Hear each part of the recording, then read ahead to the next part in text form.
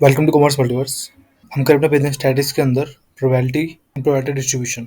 हमने अपने जो क्लासिकल डेफिनेशन, जो कि मॉडर्न डेफिनेशन थी, वो सब हमने देख लिया। आज हम देखने वाले हैं इसमें आपका प्रोबेबिलिटी लॉज, ठीक है, जिसके अंदर हम देखेंगे आपका एडिशन लॉ और मल्टीप्लिकेशन लॉ। ठीक है, तो मल्टीप्लिकेशन को हम क्या कहते हैं, आपका कंडीशनल प्रोबेबिलिटी भी कहते हैं। ठीक है, तो दोनों देखेंगे हम आपका इसमें। पहला देखते हैं आपका एडिशनल लॉ। ठीक है, जो एडिशन लॉ है वो क्या कहता है। ठीक है, एडिशन सिंपल क्या होगी, अगर मुझे दो प्रोबेबिलिटी को ऐड करना है तो उससे रिलेटेड हम लॉज देखेंगे। ठीक है, जैसे एग्जाम्पल के लिए मान लो, जो लो वन है आपका, वो क्या कहता है, लो वन आपका कहता है कि जब दो इवेंट म्यूचुअली एक्सक्लूसिव है। ठीक है, म्यूचुअली एक्सक्लूसिव क्या होते हैं, ये आपने सीखा हुआ है।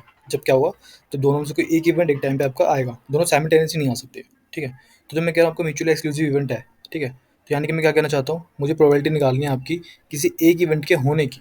ठीक है ना, मेरे पास दो इवेंट्स है, ए और बी। मैं दोनों में से किसी एक इवेंट के होने की प्रोबेबिलिटी निकालना चाहता हूँ।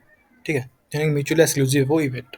तो अगर आपने पढ़े हैं, आपने सेट अगर पढ़ा हुआ है, सेट के अंदर आपको पता होगा कि जो ये यूनियन का साइन होता है आपका। ठीक है, तो ए यूनियन बी, यानी कि मैं क्या कहना चाहता हूँ, मैं प्रोबेबिलिटी निकालना चाहता हूँ कि या तो ए आ जाए या बी आ जाए। ठीक है, दोनों साथ में नहीं आ सकते। दोनों साथ में मतलब क्या हो जाएगा आपका, ए इंटरसेक्शन बी, है ना। इंटरसेक्शन मतलब जो कॉमन है दोनों में सेम, जो एक साथ आ जाए दोनों इवेंट में, वो नहीं आ सकता आपका।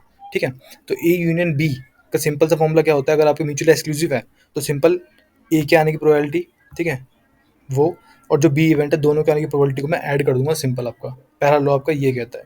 ठीक है, आपने सेट के अंदर पढ़ा होगा कि आपके यहाँ पे क्या होता है, माइनस होता है, पी इंटरसेक्शन और बी भी होता है, लेकिन वो इसमें आएगा नहीं। क्यों? क्योंकि दोनों, क्योंकि इंटरसेक्शन मतलब क्या होगा कि ए इवेंट और बी इवेंट दोनों के होने की प्रोबेबिलिटी।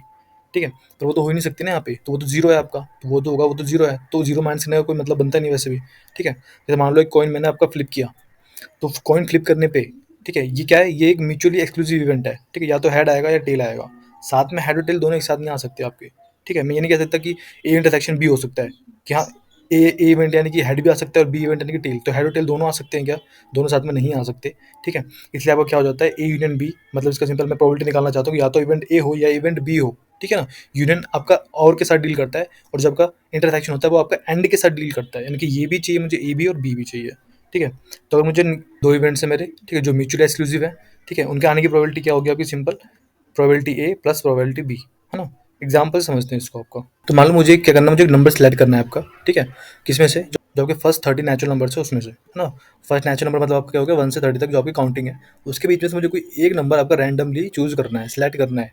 तो प्रोबेबिलिटी क्या होगी कि वो जो जो आपका नंबर है, ठीक है, वो क्या हो, वो डिविजिबल बाय 3 हो, आर डिविजिबल बाय 11 हो। ठीक है, मैंने क्या कहा, मैंने कहा कि मुझे एक नंबर आपका सिलेक्ट करना है 1 से 30 के बीच में। ठीक है, वो नंबर क्या होना चाहिए, वो नंबर या तो 3 से डिविजिबल हो या 11 से हो। ठीक है, मैंने आर लगाया, मैंने ये नहीं कहा कि 3 से भी डिविजिबल होना चाहिए और 11 से भी डिविजिबल होना चाहिए। ठीक है, वो तो हो नहीं सकता। ठीक है, तो मैंने क्या कहा, मुझे एक नंबर चूज करना है जो या तो डिविजिबल 3 से हो या 11 से हो।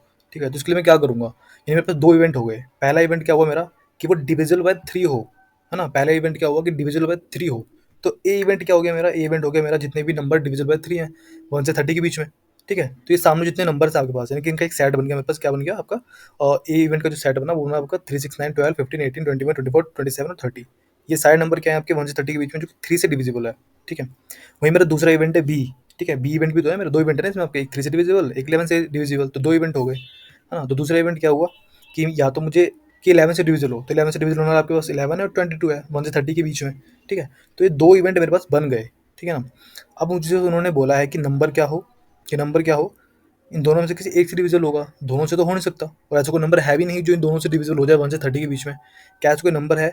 नहीं है ना। तो इस, अब मैं क्या करूंगा, तो यानी कि यहाँ पे आपका ए इंटरसेक्शन बी नहीं बन सकता, है ना। ए इंटरसेक्शन बी क्या होता है, ए इंटरसेक्शन बी आपका होता है कि एलिमेंट जो यहाँ पे, जो आपके बी इवेंट में भी, यानी कि बी सेट में प्रेजेंट है और आपके ए सेट में भी प्रेजेंट है। ठीक है, ऐसा कोई एलिमेंट मुझे दिख नहीं रहा, तो इंटरसेक्शन बन भी नहीं रहा आपका। ठीक है, तो सिंपल मैं आपका पहला थ्योरम लगाऊंगा यहाँ पे एडिशन का, है ना। तो पहले मैं निकाल लूंगा आपके ए इवेंट के होने की प्रोबेबिलिटी क्या है। ठीक है, तो क्या करूंगा, कितने एलिमेंट है ए के अंदर, 10 एलिमेंट है, तो 10/30। ठीक है, इसको फर्दर काट सकते हैं तो आपको 1/3 हो जाएगा। ठीक है, बी के होने की प्रोबेबिलिटी क्या बनती है आपकी, 2/30, क्योंकि दो एलिमेंट है ना बी के अंदर, आपको 11 और 22, तो 2 और नीचे क्या होता है टोटल, आपने पढ़ा हुआ है सिंपल बेसिक, तो आपने ना कि फेवरेबल इवेंट जो कि कितने हैं बी के अंदर, दो ही हैं फेवरेबल इवेंट, और नीचे होता है टोटल नंबर ऑफ इवेंट जो कि 30 आपके हैं, या टोटल नंबर ऑफ एलिमेंट भी आप कह सकते हैं जो कि 30 है ना। सिंपल सा लॉ मेरा क्या कहता है, लॉ मेरा यही कहता है कि भैया ए यूनियन बी की प्रोबेबिलिटी आपको निकालनी है, यानी कि इवेंट जिसके अंदर या तो ए हो या बी हो, दोनों तो नहीं हो सकता ना, या तो ए इवेंट या बी इवेंट, तो सिंपल से क्या करो, probability of A probability of B को दोनों को ऐड कर दो। प्रोबेबिलिटी ऑफ ए कितना था आपका 10/30, प्रोबेबिलिटी ऑफ बी कितनी था आपकी 2/30, दोनों को ऐड करा तो जो प्रोबेबिलिटी निकलती है मेरी वो निकलती है 0.4, यानी क्या, कि यानी कि अगर मैं 1 से 30 के बीच में कोई नंबर रैंडम चूज़ करता हूँ, ठीक है, जो या तो 3 से डिविज़िबल हो या 11 से, तो उसके आने की प्रोबेबिलिटी होती है आपकी 0.4, यानी कि 40% उसकी प्रोबेबिलिटी होती है आपकी। इसके अंदर आपका माइनस जो है ए इंटरसेक्शन बी नहीं आ सकता, क्योंकि आपका ऐसा कोई नंबर है नहीं जो आपका 11 से भी डिविजिबल हो और 3 से भी डिविजिबल हो, ठीक है? तो हमने देख लिया। अब जो सेकंड लॉ है वो आपको सिंपल सेम ही है, लॉ 1 की तरह ही है, ठीक है? बट यहाँ पे आपके 2 इवेंट थे, यहाँ पे आपके पास क्या है लिमिटेड नंबर्स काफ़ी सारे, मतलब को पता नहीं, काफ़ी एक इनफिनिट नंबर तक आप जा रहे हैं, है ना? लेकर इवेंट को, तो क्या होगा, सिंपल सेम ही रूल रहने वाला है ना? इनफिनिट नंबर तक आप इवेंट चाह रहे हैं अपना, तो क्या होगा, मान लो A union B A2 union A3, ठीक है? यूनियन एक मल्टीपल नंबर तक आप चलेंगे, इनफिनिट नंबर तक आप जा रहे हैं, तो सेम फॉर्मूला ही होगा, ठीक है? इंटरसेक्शन तो आपका आएगा ही नहीं, क्योंकि इंटरसेक्शन आने का कोई मतलब ही नहीं बनता, ठीक है? अगर वो म्यूचुअली एक्सक्लूसिव है तो लॉजिक से बात है ना, म्यूचुअली म्यूचुअली एक्सक्लूसिव का मतलब क्या होगा, या तो इवेंट ए होगा या इवेंट बी होगा, दोनों इवेंट साथ में आपके नहीं हो सकते हैं, है ना? तो सेम ही आपके वन की तरह ही, बस आपको इनफिनिट नंबर तक अपना चले जाना है, ठीक है? तो क्या हो जाएगा आपको simple, P probability of A1 plus probability of B P A2 probability of A3 plus probability of AK, हाँ, इनफिनिट नंबर तक आप जा सकते हैं सेम, अगर वो म्यूचुअली एक्सक्लूसिव है तब, ठीक है? अब आपको जो लॉ 3 है, ठीक है, वो क्या कहता है, जब आपके इवेंट जनरल है ना, जनरल मतलब क्या होगा कि वो नॉट एक्सक्लूसिव है, नॉट म्यूचुअल एक्सक्लूसिव, ठीक है? नॉट म्यूचुअल एक्सक्लूसिव का मतलब क्या है कि वो इवेंट साथ में आ भी सकते हैं, एक साथ आ भी सकते हैं इवेंट, और नहीं भी आ सकते हैं, ठीक है? यानी आ भी सकते हैं और नहीं भी आ सकते हैं, इसका मतलब अगर वो दोनों साथ में आ सकते हैं तो इसका मतलब उसमें क्या हो गया, उसमें आपका ए इंटरसेक्शन बी भी इंक्लूड हो गया, जो इवेंट है उसके अंदर आपका ए इंटरसेक्शन बी भी इंक्लूड हो गया, तो पूरा मेरा क्या बन जाता है फिर उस केस में, अगर मेरा म्यूचुअली एक्सक्लूसिव नहीं है इवेंट, जनरल इवेंट है, तो उस केस में जो बनता है वो बनता है आपका probability of A plus probability of B minus probability of A intersection B, है ना? यानी कि प्रोबेबिलिटी कि वो इवेंट दोनों हो सकते हैं एक साथ, उसकी प्रोबेबिलिटी को माइनस कर देंगे, ठीक है ना? क्योंकि मुझे निकालना क्या, अल्टीमेटली मुझे यही तो निकालना है ना, कि ए इवेंट या बी इवेंट होने की प्रोबेबिलिटी निकालनी है मुझे, कि या तो ए इवेंट हो या बी इवेंट हो, दोनों साथ में ना हो, वो मुझे नहीं चाहिए, ठीक है? तो इसलिए मैं लेस कर दूंगा, क्योंकि मेरा जो इवेंट है वो म्यूचुअल एक्सक्लूसिव नहीं है, ठीक है? इसलिए तो एग्जाम्पल से देखते हैं इसको कैसे ये सॉल्व होता है, ठीक है? तो मैं फिर से क्या कर रहा हूँ, नंबर मुझे चूज़ करना है, ठीक है? 1 से लेके 100 के बीच में आपका नेचुरल नंबर जो आपके आ रहे हैं 1 से 100, मुझे एक नंबर चूज़ करना है जो क्या हो, जो जो डिविजिबल हो आपका, या तो 5 से या 11 से, है ना? तो या तो वो 5 से हो या 11 से हो, इसकी क्या प्रोबेबिलिटी बनती है आपकी, ठीक है? तो आपको पता है कि 1 से लेके 100 के बीच में कुछ नंबर्स ऐसे भी होते हैं जो आपके 5 से भी डिविजिबल होंगे और 11 से भी डिविजिबल होंगे, ठीक है? अब तो छोटा नंबर है, काफ़ी बड़ा होता है, हम कैसे निकालें?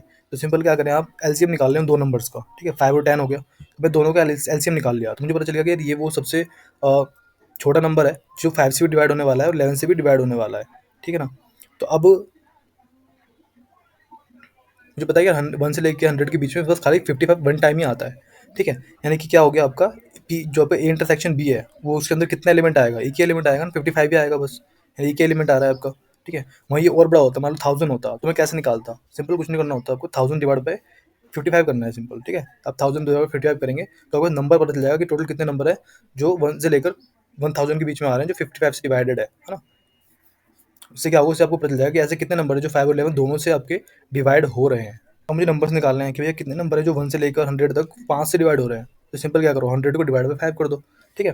100 को 5 से डिवाइड कर देंगे तो आपको पता चल जाएगा कि हाँ यार 20 नंबर्स ऐसे हैं जो आपके 5 से डिविजिबल होते हैं 1 से लेकर 100 के बीच में। सेम 11 के साथ आप कर देंगे तो आपको पता चल जाएगा कि यार 9 नंबर्स ऐसे हैं जो 11 से डिवाइड होते हैं आपके 1 से 100 के बीच में, ठीक है? तो जितना बड़ा नंबर होगा आप सेम तरीके से निकाल सकते हैं एलिमेंट्स को, ठीक है?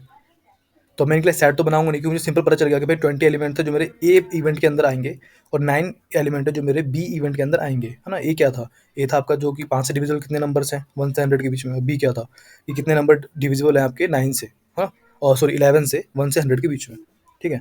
तो ए इवेंट की प्रोबेबिलिटी क्या बनती है 20/100, और इसकी बी इवेंट की क्या बनती है 9/100, ठीक है? और ए इंटरसेक्शन भी कितना बन रहा है 1/100, 1 क्यों, क्योंकि ए इंटरसेक्शन बी के बीच में एक ही एलिमेंट आ रहा है ना? आपने सेट पढ़ा है तो आप इजीली समझ पा रहे हो ये चीज़ें, ठीक है? सिंपल, काफी सिंपल होता है। तो इंटरसेक्शन मतलब जो दोनों इवेंट में आ रहा है, यानी कि जो 5 के अंदर भी आ रहा है और 11 के अंदर भी आ रहा है, तो 45 आपको पता है कि वो 5 से भी डिविजिबल होगा, है ना? वो सॉरी 55 जो है वो आपको 5 से भी डिविजिबल होगा और 55 11 से भी डिविजिबल है, यानी कि क्या हो गया, इंटरसेक्शन हो गया उनका, दो कॉमन एलिमेंट जो दोनों में आ रहा है वो कितना है, वो एक ही है, 55 ओनली, वन टाइम आ रहा है, ठीक है? और सिंपल सा आप लो जो आपका एडिशन लो 3 है, सिंपल सा ही है, वो लगाना है आपको खाली। तो 20 बाय जो कि ए की प्रोबेबिलिटी है वो 20/100, फिर बी की प्रोबेबिलिटी 9/100 और माइनस कर देंगे 1/100 जो कि ए इंटरसेक्शन बी की प्रोबेबिलिटी होती है, ठीक है? तो इसमें मुझे क्या मिल जाता है अपना जो आंसर मिलता है वो मुझे मिलता है आपको 0.28, ठीक है? मतलब क्या कि अगर मैं कोई नंबर चूज़ करता हूँ 1 से 100 के बीच में, जो कि 5 से डिविजिबल हो और 11 से डिविजिबल हो, तो उसके आने की जो प्रोबेबिलिटी बनती है वो बनती है 0.28, ठीक है ना? तो ये आपका कब था, जब आपका केस आपका म्यूचुअल एक्सक्लूसिव नहीं है, इवेंट आपका म्यूचुअल एक्सक्लूसिव नहीं है, जनरल इवेंट है, जब आपको इंटरसेक्शन माइनस करना होता है, और अगर आपका म्यूचुअल एक्सक्लूसिव है तो इंटरसेक्शन नहीं आएगा, ठीक है? उस टाइम पे इंटरसेक्शन फिर नहीं आएगा, जो कि आपका लॉ 1 था। अब जो लॉ 4 है वो आपका हो जाता है 3 इवेंट्स के लिए, है ना? कोई भी फॉर एनी 3 इवेंट्स, यानी म्यूचुअली एक्सक्लूसिव नहीं है वो भी इवेंट आपके, लेकिन अब 2 नहीं है 3 इवेंट है, ठीक है? जो कि जनरल इवेंट है। तब सेम केस आपने पढ़ा होगा ना वो सेट्स के अंदर, तो इंटरसेक्शन बी इंटरसेक्शन सी मुझे निकालना है, यानी प्रोबेबिलिटी कि वो इवेंट या तो ए हो या बी हो या सी हो, उसकी क्या प्रोबेबिलिटी बनती है? तो simple A plus B plus C तीनों की प्रोबेबिलिटी प्लस कर देंगे, माइनस ए इंटरसेक्शन बी और इंटरसेक्शन सी, और फिर minus A intersection B intersection C, और प्लस कर देते हैं हम आपका इंटरसेक्शन बी इंटरसेक्शन सी, है ना?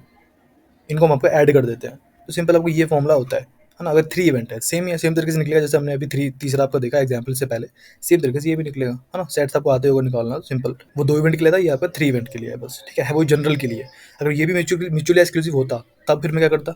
तो आपका ये जो पार्ट है, तो इतना पार्ट ये आपका हट जाता, ये पूरा पार्ट आपका इतना पार्ट जो है, ये सारा आपका हट जाता। क्यों? क्योंकि मैं 3 इवेंट ले रहा हूँ जो म्यूचुअली एक्सक्लूसिव जो एक साथ नहीं हो सकते। तो क्या प्रोबेबिलिटी बनती है आपकी? Simple A plus B plus सी, ठीक है? क्योंकि एक साथ तो हो नहीं सकते, तो इंटरसेक्शन का कोई मतलब ही नहीं बनता, ना तो ये इंटरसेक्शन आएगा ना ये इंटरसेक्शन आएगा, तो इंटरसेक्शन तो आएगा नहीं ना, क्योंकि इवेंट एक म्यूचुअली एक्सक्लूसिव है इवेंट, इसलिए, ठीक है? तब उस केस में क्या होता है, अगर तीनों इवेंट म्यूचुअली एक्सक्लूसिव होते, तो simple A plus B plus सी हो आपका कर देते हैं हम, ठीक है? तो ये था सिंपल सा आपका एडिशन लॉ। नेक्स्ट हम देखते हैं आपको मल्टीप्लिकेशन लॉ क्या होता है।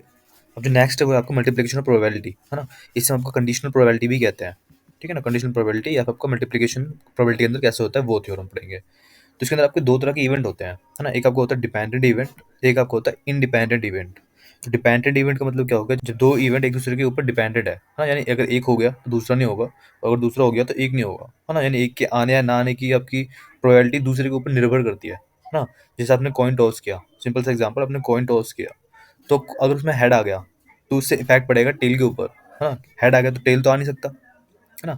या फिर टेल आ गया तो हेड नहीं आ सकता, है ना? तो कुछ-कुछ आपका म्यूचुअली एक्सक्लूसिव की तरह है ना? जिसमें एक टाइम पे एक ही इवेंट आपका आ सकता है कि अगर ये हो गया तो दूसरे के होने ना होने के ऊपर वो इफेक्ट डालता है।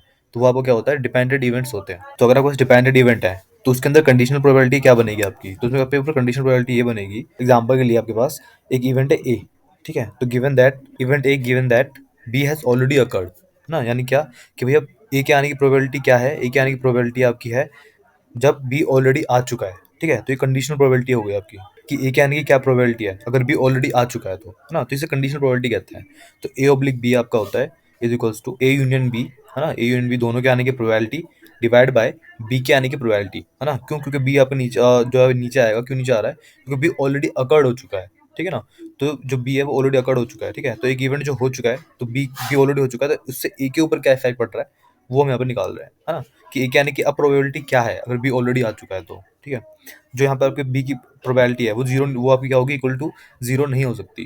क्यों इक्वल टू जीरो नहीं हो सकती? क्योंकि अगर ये जीरो हो गई यहाँ पे नीचे, हाँ, तो लॉजिक से आपको पता है कोई भी वैल्यू से अगर हम किसी भी नंबर को जीरो से डिवाइड करते हैं तो वो पूरा आपको क्या होता है? इन्फिनिटी आपको एक प्रोवाइड करता है जिसमें जो कोई वैल्यू नहीं मिलेगी, है ना? तो ये कभी जीरो नहीं हो सकता, उससे बड़ा होगा, ठीक है? वैसे भी अगर एक इवेंट हुआ ही नहीं है ना? तो फिर वो इंडिपेंडेंट इवेंट कैसे हुआ? मतलब जो हुआ ही नहीं तो दूसरे पे इफेक्ट डालेगा ही नहीं वो आपका, तो जीरो तो हो ही नहीं सकती प्रोबेबिलिटी उसकी, है ना?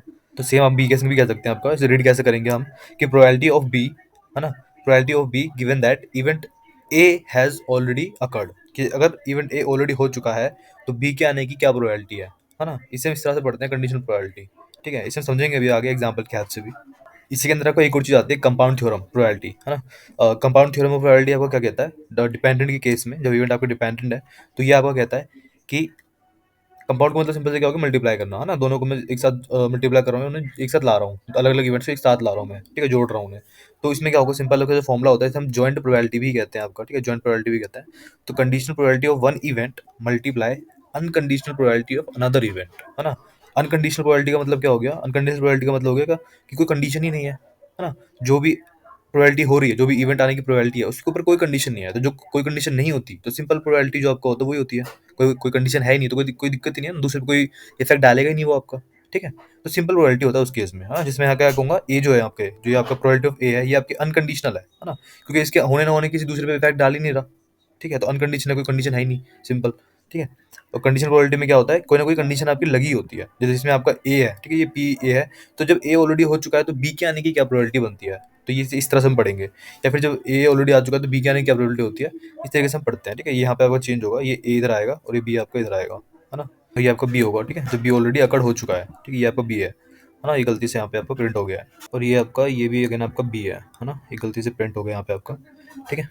Conditional probability of one event, ये हो गया आपकी conditional probability, multiply unconditional of another. ठीक है, ये आपकी बी की कंडीशनल प्रोबेबिलिटी थी कि बी कैन की क्या प्रोबेबिलिटी है ना, अगर ए ऑलरेडी आ चुका है। और सिंपल जब बी की प्रोबेबिलिटी निकाल रहे हो आप अनकंडीशनल, तो उससे अपोजिट यानी कि ए की अनकंडीशनल। ठीक है, सिंपल इस तरह से निकलेगा। अब अगर इवेंट आपके इंडिपेंडेंट है ना, ऊपर ने पढ़ा कि अगर एक दूसरे पर डिपेंडेंट है तो इफेक्ट डालते हैं, एक अगर होगा तो दूसरे पर वो ना होने या ना होने पर डिपेंड डालेगा, है ना।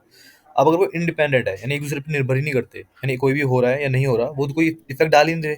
ठीक है, तो उस केस में मैं निकालना चाहता हूँ ए ऑब्लिक बी, कि अगर बी आ चुका है तो ए के आने की क्या प्रोबेबिलिटी है। तो बी आ गया है तो उसको फर्क पड़ेगा नहीं, क्योंकि इंडिपेंडेंट है, तो बी के आने ना आने से कोई फर्क पड़ता नहीं है ना। तो सिंपल ए की प्रोबेबिलिटी क्या होगी, सिंपल प्रोबेबिलिटी, है ना। ए की प्रोबेबिलिटी निकालनी है जिसका मतलब सिंपल, वैसे सी में अगर बी की प्रोबेबिलिटी निकाल रही है, जब निकालनी है जब ए आ चुका है, तो उससे कोई फर्क नहीं पड़ता ए से आई के आने से, क्योंकि जो प्रोबेबिलिटी है, जो इवेंट्स है आपके, वो कैसे हैं, आपके इंडिपेंडेंट है, एक दूसरे पे कोई इफेक्ट नहीं डाल रहे। तो सिंपल अगर मुझे बी की प्रोबेबिलिटी निकालनी है तो सिंपली आपको बी की प्रोबेबिलिटी निकल जाएगी, है ना। ये क्या हो गया आपकी, ये अनकंडीशनल है ना, इंडिपेंडेंट है और अनकंडीशनल प्रोबेबिलिटीज हो गई। तो मतलब क्या इन्हें कंडीशनल बोलना सही होगा, नहीं, हम इन्हें कंडीशन नहीं बोल सकते। ठीक है, कंडीशनल नहीं होगा, ये क्या होगा, ये अनकंडीशनल होगा आपका। ठीक है, इन्हें हम अनकंडीशनल प्रोबेबिलिटी भी कहते हैं। तो ये मैंने आपको जानबूझ के लिखा था यहाँ पे। ठीक है, तो हम इसे क्या कहेंगे, अनकंडीशनल प्रोबेबिलिटी कहेंगे। अब जैसे हमने डिपेंडेंट के केस में पढ़ा था कंपाउंड थ्योरम, तो इंडिपेंडेंट के केस में भी कंपाउंड थ्योरम होता है। ठीक है, तो क्या होगा, क्योंकि देखो एक दूसरे पर डिपेंड तो कर ही नहीं रहे, तो कंडीशनल प्रोबेबिलिटी तो है ही नहीं, तो सारी क्या है, अनकंडीशनल प्रोबेबिलिटी है ना। तो अगर मैं निकालना चाहता हूँ ए और बी दोनों के होने की प्रोबेबिलिटी, है ना, अगर मैं ए इंटरसेक्शन बी निकालना चाहता हूँ, ए इंटरसेक्शन बी पता है आपको सिंपल, कि प्रोबेबिलिटी जो ए के अंदर हो रहा है इवेंट सेम बी के अंदर भी हो रहे हैं, है ना, मतलब जो दोनों में मैच हो रहे हैं वो वाला पोर्शन आपका। तो अगर मुझे वो निकालना है तो सिंपल मल्टीप्लाई कर दूंगा, निकल जाएगा। ठीक है, सेम थ्री इवेंट्स के लिए भी सेम चीज है, अगर थ्री इवेंट है तो सेम सिंपल तीनों की अनकंडीशनल प्रोबेबिलिटी का मल्टीप्लाई कर दूंगा, है ना। कंडीशनल तो है ही नहीं इसके अंदर। ठीक है, तीनों के अनकंडीशनल का मल्टीप्लाई। ठीक है, सिंपल इस तरीके से होता है। तो इंडिपेंडेंट के केस में अगर आपके पास उनके यहाँ भी आपका अप्लाई होगा, है ना। जैसे आपके पास ए डैश है ना, ए डैश इंटरसेक्शन बी निकालना है, तो क्योंकि अनकंडीशनल है, इंडिपेंडेंट है, कोई फर्क पड़ता नहीं है, तो सबका सिंगल सिंगल ना, सिंगल सिंगल मल्टीप्लाई कर देंगे। ठीक है, और ए का और बी का, आपका ए डैश मल्टीप्लाई बी। ठीक है, बी की प्रोबेबिलिटी सेम इसके साथ भी होगा, अगर दोनों आपके पास पॉजिटिव अपोजिट है उनके, है ना, तो ए डैश का अलग मल्टीप्लाई हो जाएगा और बी डैश का अलग मल्टीप्लाई हो जाएगा, है ना।